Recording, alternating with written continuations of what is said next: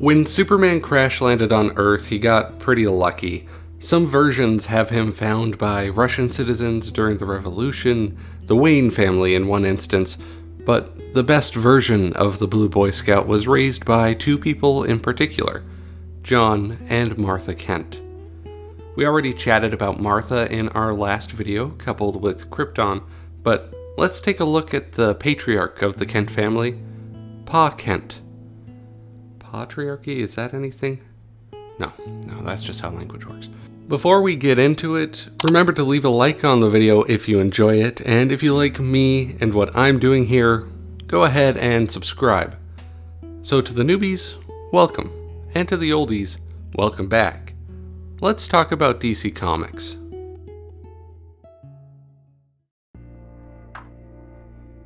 Jonathan Kent, originally just called Jon with an H back in the days of Earth 2, during the same stretch where Martha was actually Mary, was pretty one-dimensional.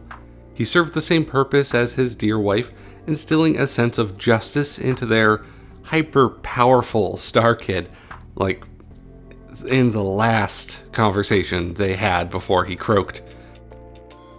He was a farmer, had a sister named Minerva, and bit the big one on his deathbed at the ripe old age of the protagonist needs some character development. If you think about it, was Martha Kent the first incident of fridging?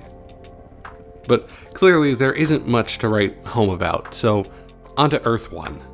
In this reality, good old Pa Kent is still deader than Elvis, but gets a smidge more meat on his bones. Well, I'm sure that's decomposed by now, but you get what I mean. Anyways, old Pops was given more family than they knew what to do with. Have you ever watched Scooby-Doo and every couple adventures they just give Daphne a new family member? Yeah, it's like that, though Minerva got dusted between the two continuities, so I guess that means it could have been even bigger. Also, Earth 1 is kinda wacky, so Jon has had a few weird moments himself, and I feel that one absolutely deserved to be acknowledged. So there was a point that Papa Kent wanted to set up a family reunion / surprise birthday party for Clark, so he put on an entirely lead-lined outfit with a 100% lead helmet, pretended to be a supervillain who knew Clark's secret identity, and had him do a bunch of tasks that gathered the family members, plus helped Clark do the legwork for his own party. If I were Superboy, I'd be a little miffed at the whole thing, but as a reader, I'm still hung up on the lead outfit. I'm not entirely sure it was the Pirate Age disease that killed him. Oh, right. If you haven't seen me talk about this in the last 2 videos, because I literally cannot get over it, Jon and Martha got wiped out after they traveled back in time with their boy and died from scurvy plus. Let's get to New Earth. It's the 80s. Things are hip and Jon is still alive, for now. So Daddy Kent, no, I'm gonna stop that now. Pa Kent was your average Joe.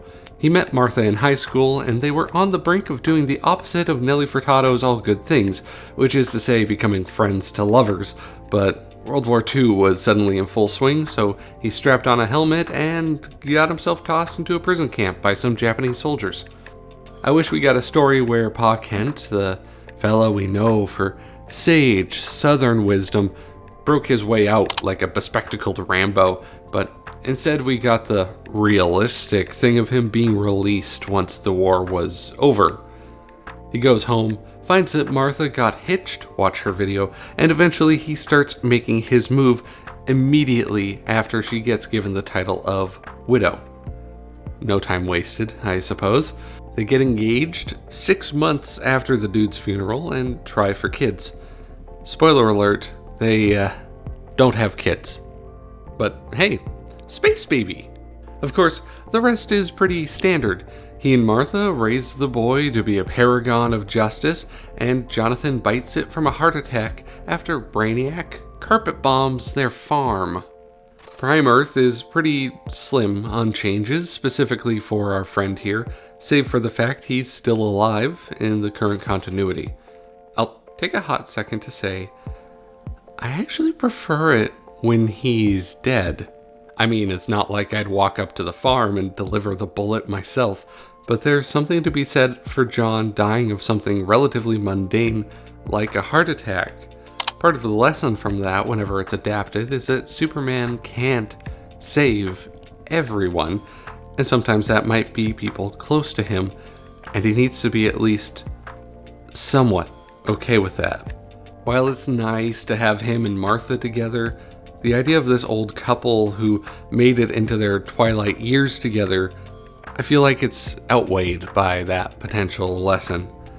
But it is what it is, and Jonathan Kent Sr. seems to be sticking around for the moment. I'd sure like to trade him out for Alfred, though. And that's where we'll leave our story for now. If you really enjoyed the video, hopefully enough to have left a like and subscribed, you'll be happy to know that we also have a Patreon where you can see the next video up to a full week early.